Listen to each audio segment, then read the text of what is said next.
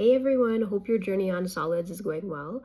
The approach that we're working on right now is where I'm presenting purees to my 5-month-old, but I'm really trying to pay close attention to her cues and let her guide the feeding process.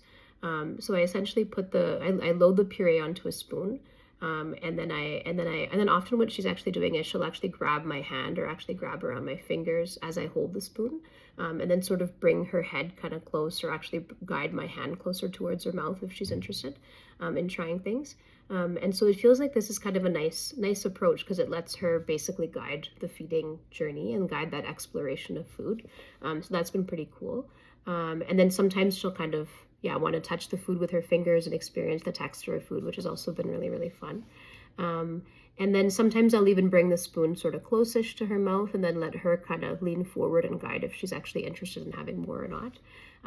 So it feels like this is a nice approach right now for her to really guide if she wants to keep trying the food or not, and sort of give her as much independence as possible.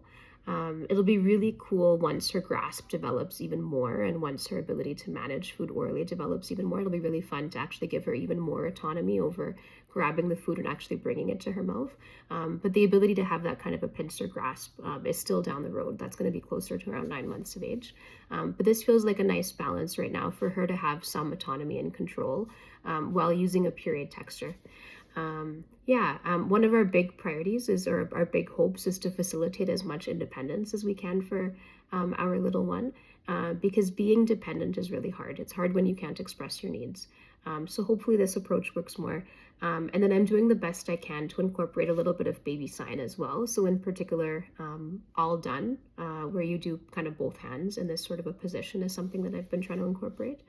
But we're still so early in figuring out the mechanics around feeding solid food that sometimes I'm not as consistent as I want to be with using the signs, but hopefully we'll get there.